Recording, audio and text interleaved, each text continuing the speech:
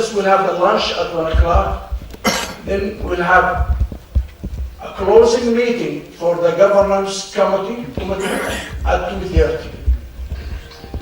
It is closed, yes, it is a closed meeting because this is by invitation.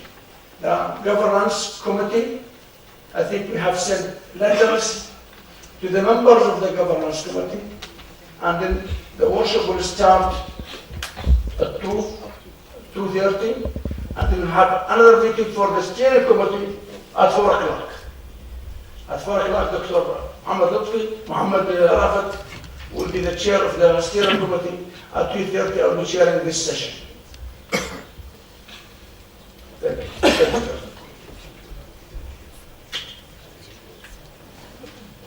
Thank you, Professor Sultan.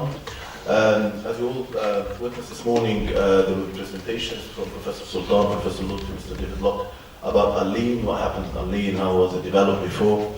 So I thought in my presentation to show you more in details about the network, how was it established, its timeline, and the future expectations for it.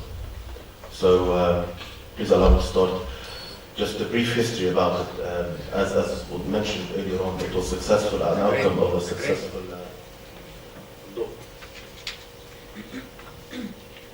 Light. Sorry, technical issue.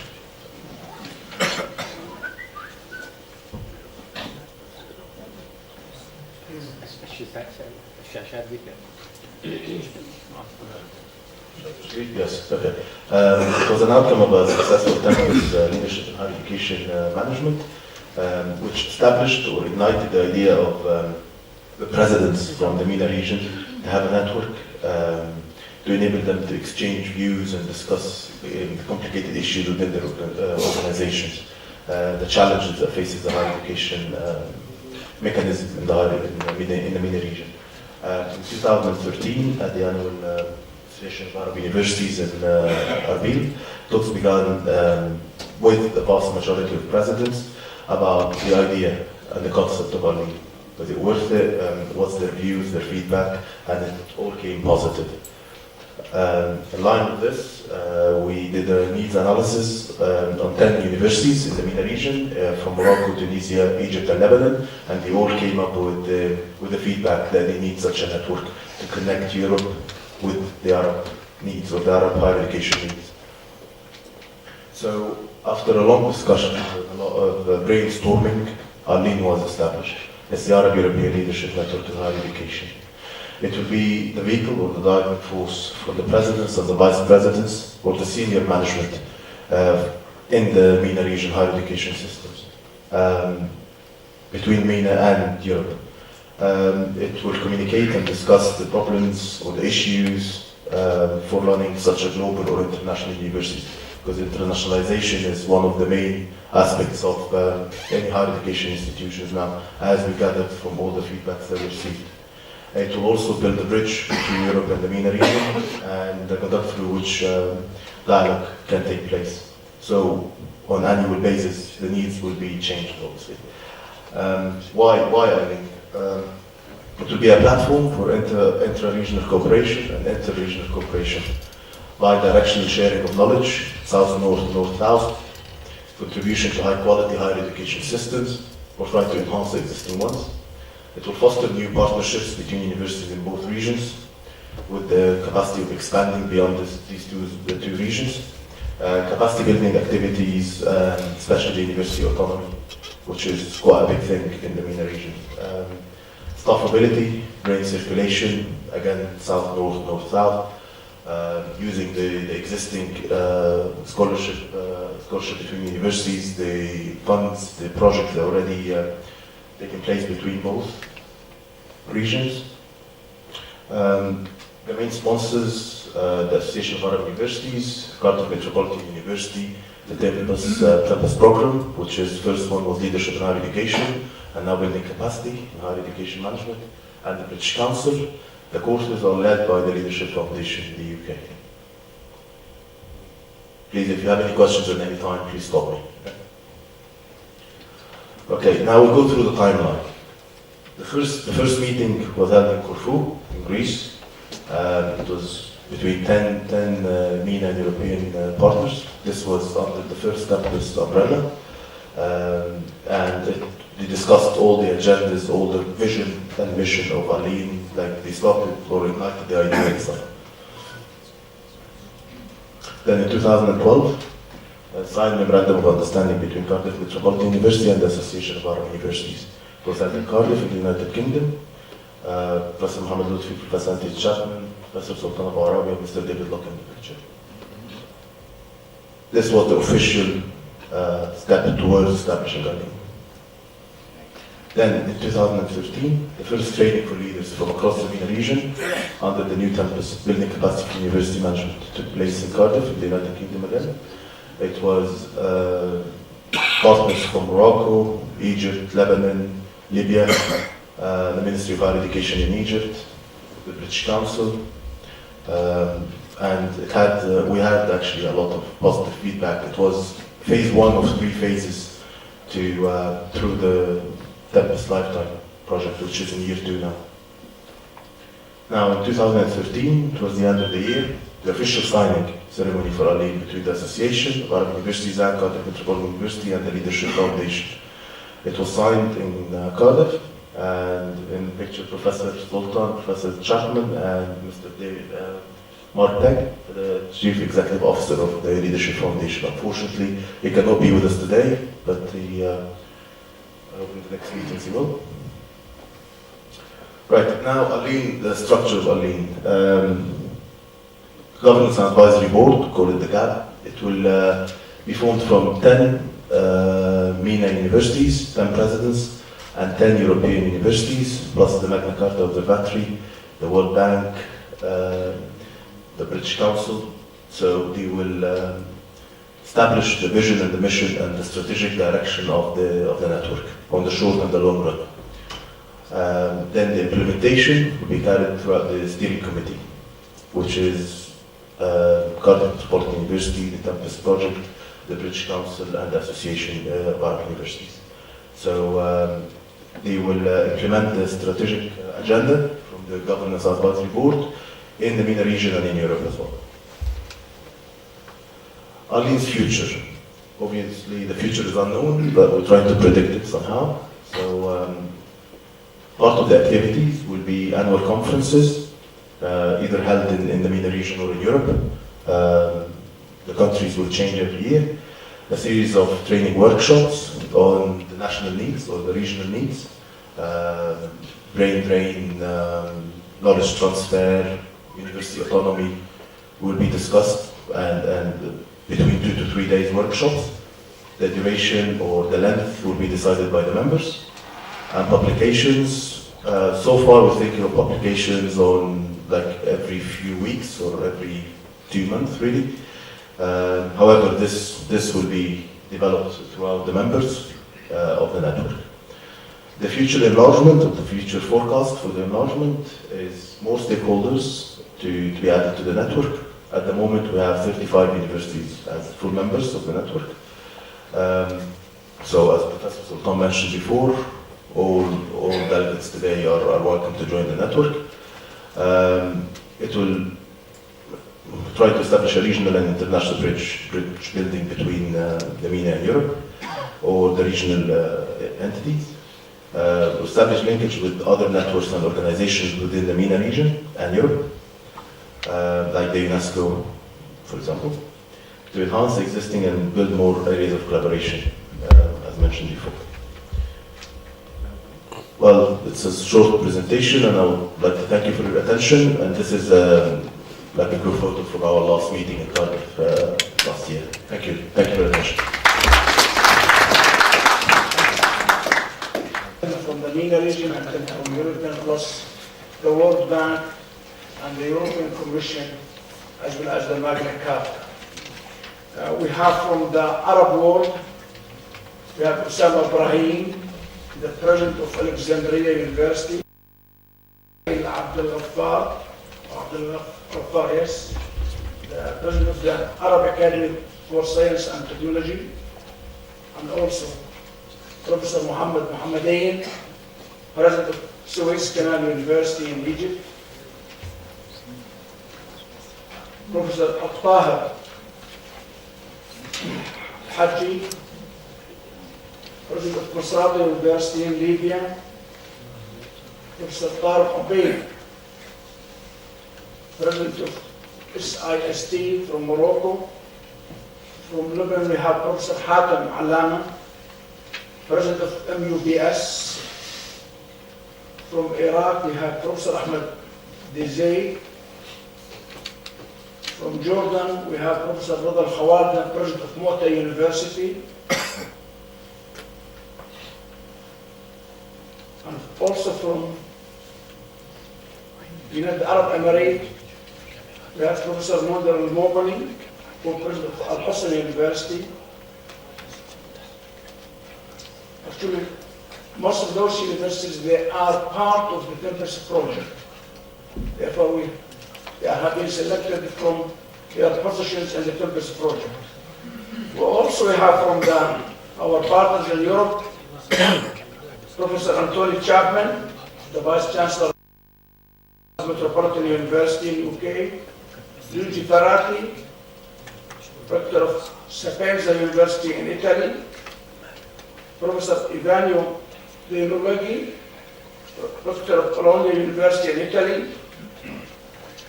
We have Professor Didac Ramirez, President of Barcelona University.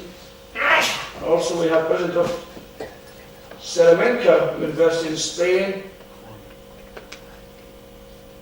And also we have Professor Arelen van Zel, President of Chemnitz Technical University in Germany. And also we have Professor Antoni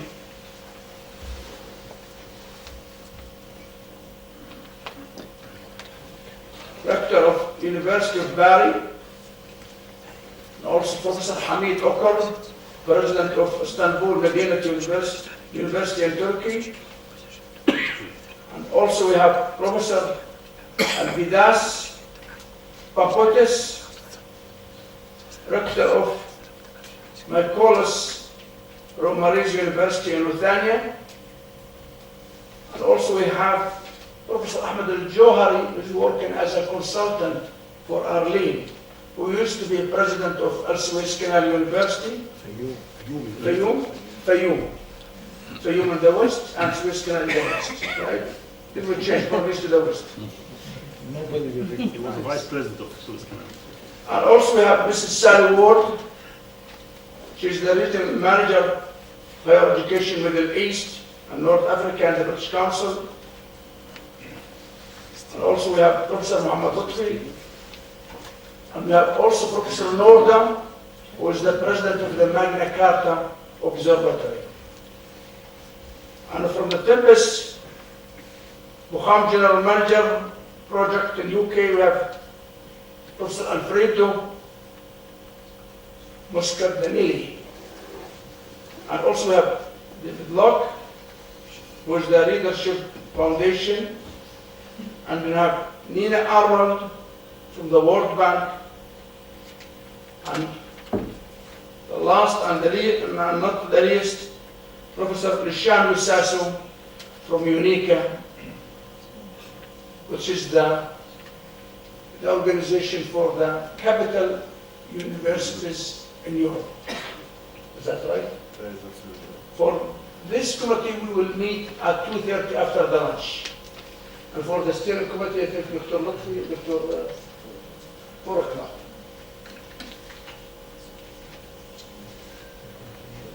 في سؤال هنا تفضل بربط يا رب كل واحد يعرف حاله والله.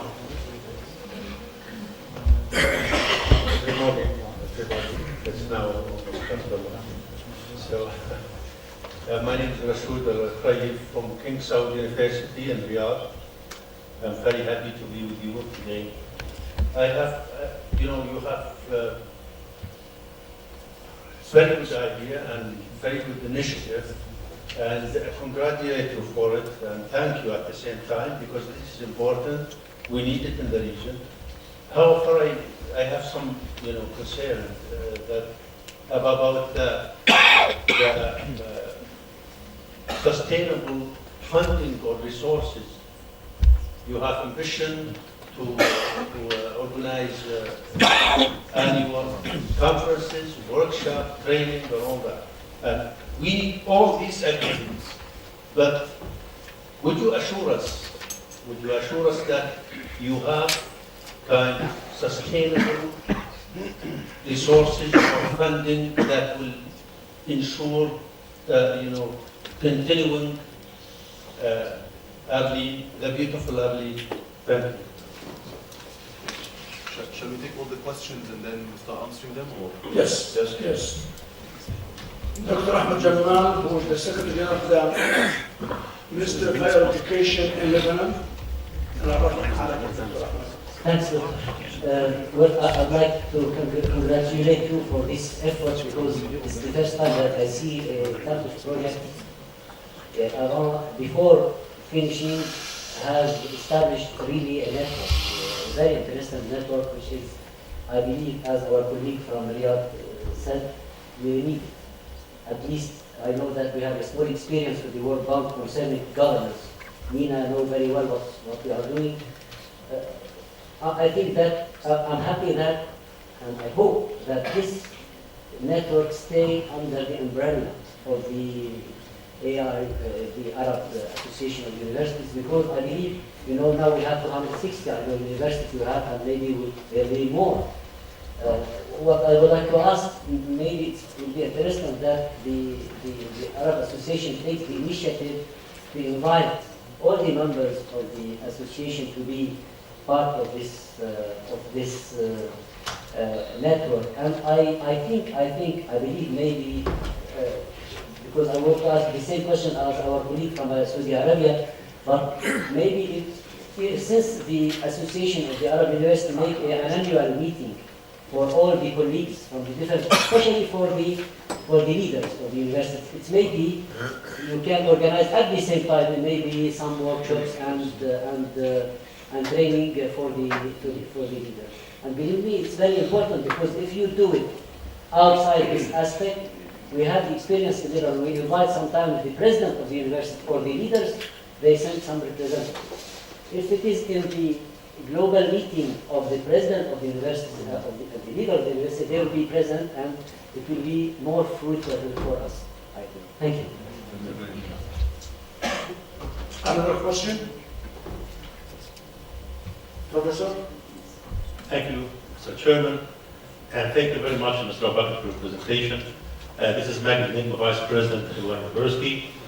It's actually comments rather than question regarding the sponsorship to maintain the sustainability of the program, as my colleague from Saudi Arabia mentioned, and in a casual talk with His Excellency Professor Hussein Isa, the President of Chance University, we regarded that the sponsors that have been mentioned in your presentation are organizers rather than sponsors.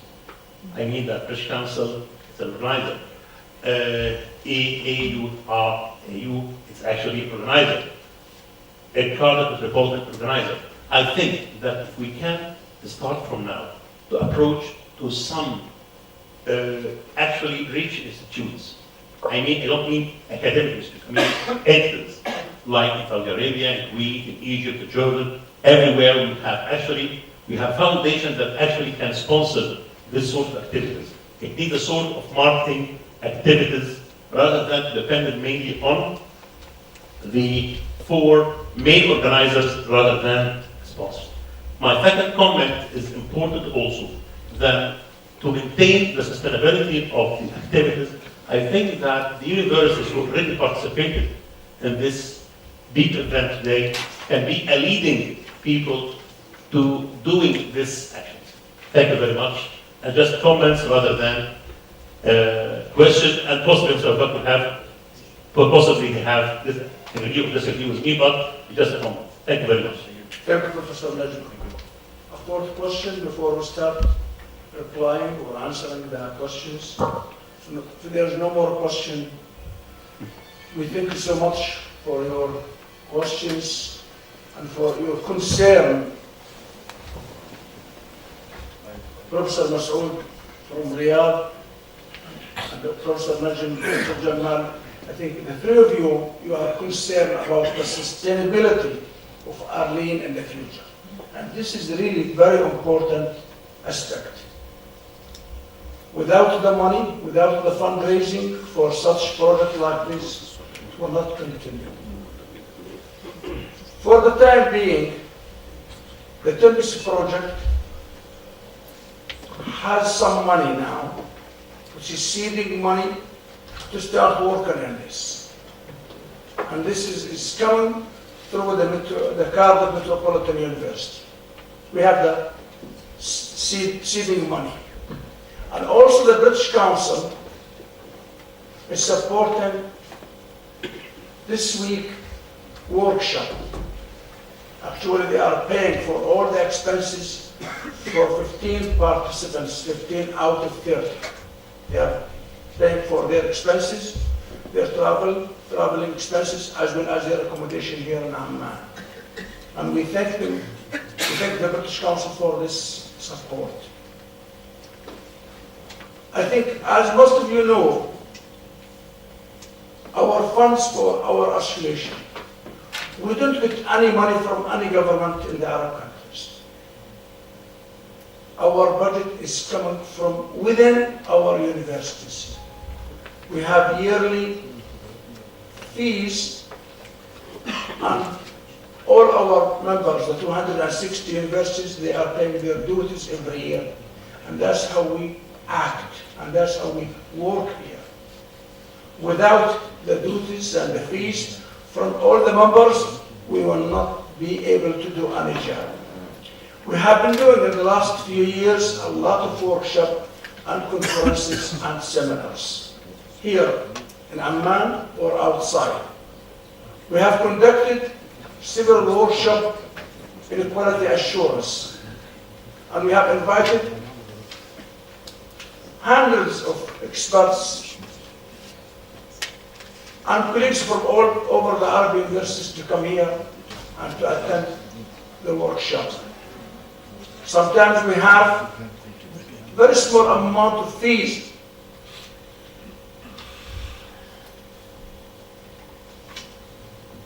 Fees for those workshops. Last week, we have conducted a workshop in quality assurance in Sudan. And last month we have conducted a quality assurance workshop in Tripoli in Libya. And also have conducted several workshops on scientific research here. Especially we are looking for funds to support our scientific research fund, which we launched 2 years ago in Morocco when we had our General Assembly in Morocco. Therefore, yes, the funds is a big concern. What we are hoping in the near future, Professor Masoud and the other colleagues, other friends who raised the concern, that we will have some fees for the participants who are going to attend Arelen